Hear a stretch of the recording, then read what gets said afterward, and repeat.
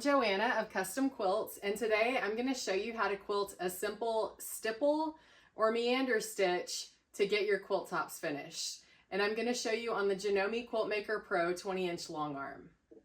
So it might seem a little bit counterintuitive, but before we start quilting, one of the best and fastest, cheapest ways to get started on practicing your quilting is to use paper and marker or pen, pencil, whatever marking tool you want to use.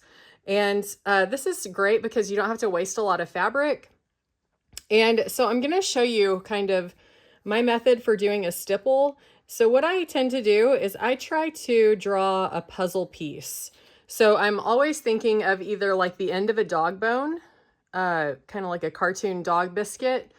And then I'm repeating that. So sometimes I'll just do kind of like two ends like that, back and forth, or maybe like the top half of a heart, if that makes more sense to you. However you need to kind of say it in your brain, this is how I'm going to be drawing this. You always need to be anticipating your next move so that you don't have like a jagged or broken edge of hesitation where you can see that you were indecisive on your next move. So I always just, whenever I'm getting ready to start, I'll grab a pen and paper and I'll just kind of practice drawing puzzle pieces. So I'll make loops going in and out, and I try to change direction pretty frequently just so it doesn't look like I'm just quilting, you know, like one row all the way across. I want it to be kind of a seamless pattern so that you can't really tell which way I was going. And so this is what we're going to be doing on the long arm today. And it's a very simple stitch as long as you can make round shapes and keep going. This is something that you can do if you're struggling with finishing your quilt tops.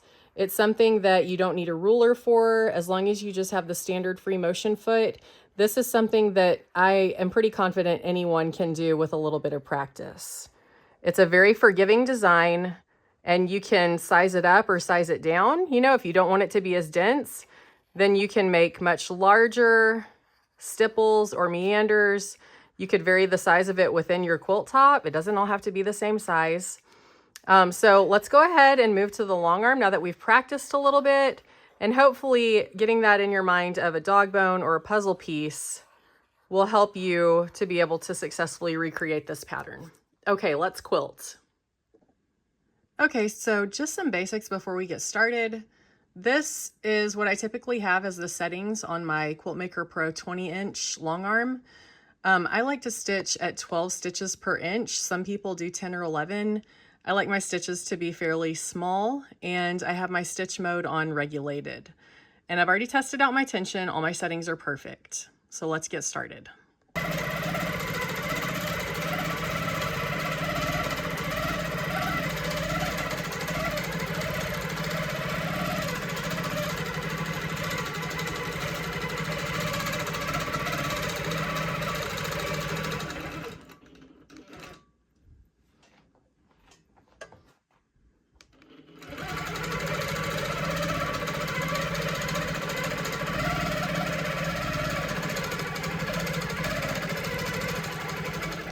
And again, I'm just making like very simple curves. I'm not doing anything crazy. And, you know, I'll notice that I have like a big empty negative space over here and that I need to go fill that in. So I'll change directions and go and do this before I kind of block myself in. I don't want to quilt this and then not be able to get back to this area over here. So just pay attention to empty negative space when you're quilting your quilt tops, and change your direction to fill those spaces in.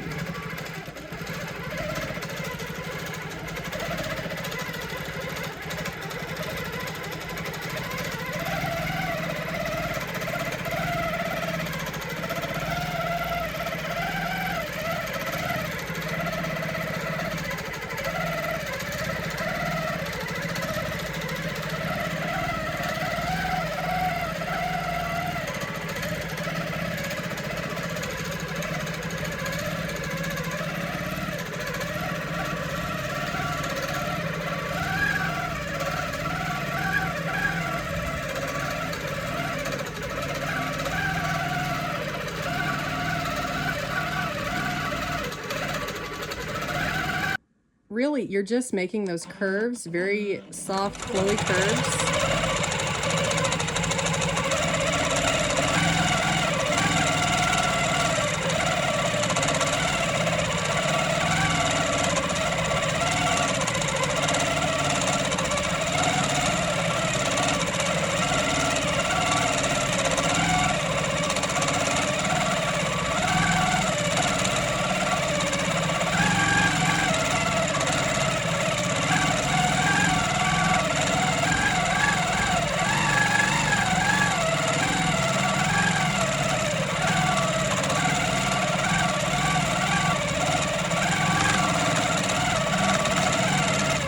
Now, I will say the main problem that I had whenever I started first doing this pattern was keeping the size of my curves, my rounded edges, or not really edges, was keeping these a consistent size. And so I just quilted the same size over and over again. So you can see I kind of always default into this size of stipple or meander unless I have a specific quilt I'm working on that needs like micro stippling or something like that, which is really, really tiny stippling that creates like a super dense background fill. But you can always remember you can size this up or down to meet the needs of whatever it is that you're quilting. So if I want to go a little bit smaller, I might even want to decrease my stitches or my stitch length. So I might go from like a 12 to a 13 or a 14. So if I'm doing a teeny tiny pattern like this,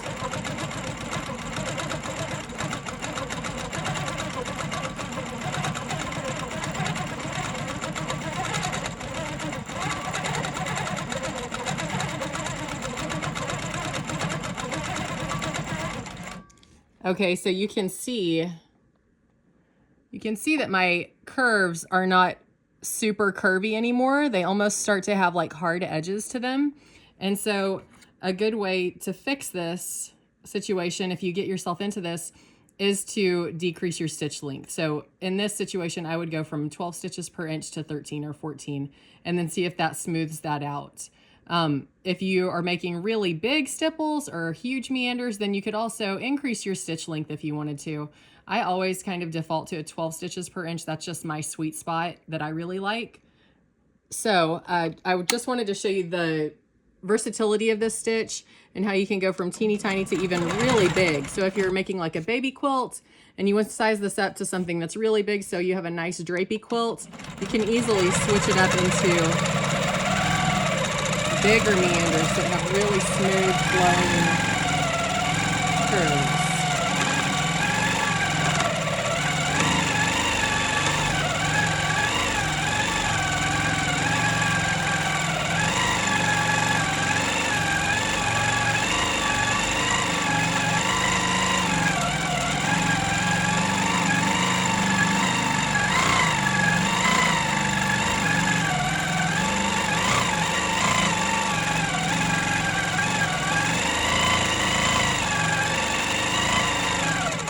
And you could even go much bigger than this, but this is kind of as big as I'm comfortable doing. And then I can go back to my smaller stipple here.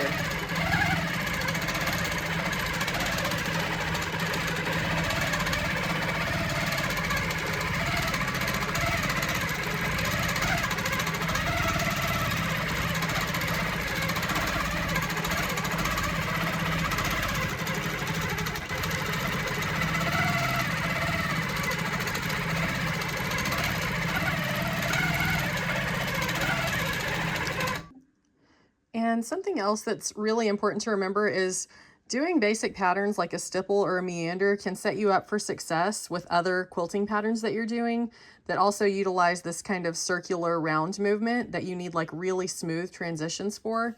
So even though stipple seems like kind of a basic pattern, it can be a gateway quilting pattern to lead you to success in other things as well.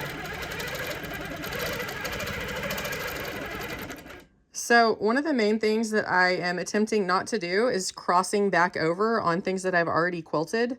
So what I mean by that is whenever I'm quilting this, I want to make sure that I am not going back or backtracking on something I've already quilted like this, like a loop. I don't want to do that. okay? Because then it doesn't become a stipple or a meander pattern anymore. It becomes a different pattern altogether, okay? Which you can definitely utilize this motion to do like a loopy pattern, kind of like I'm doing now.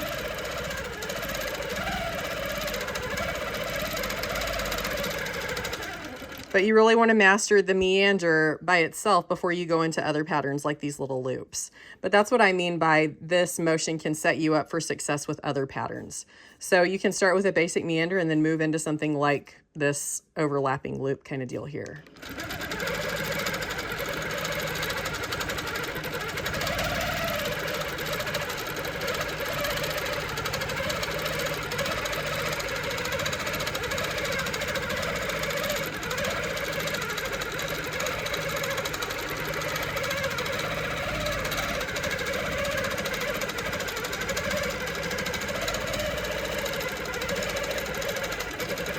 So the main thing is just keep your movements smooth. Try to really limit your hesitation. So be thinking about where your next move is going to be whenever you're filling in the negative space. And this is really a great pattern to start with to kind of start mastering free motion quilting patterns. So I really encourage you to give this stipple a try. I think you're going to love it. It's really great for finishing your quilt tops, and then use it to move into other similar motions like this kind of swirly loopy thing going on here. Okay, so give it a try, and I know that you're going to be great at it. So I know that this isn't a very complex pattern, but sometimes keeping it simple can really save you time and help you finish your unfinished quilt tops. So I hope that you'll give this stipple or meander a try and build your confidence with some free motion quilting. Thanks for watching.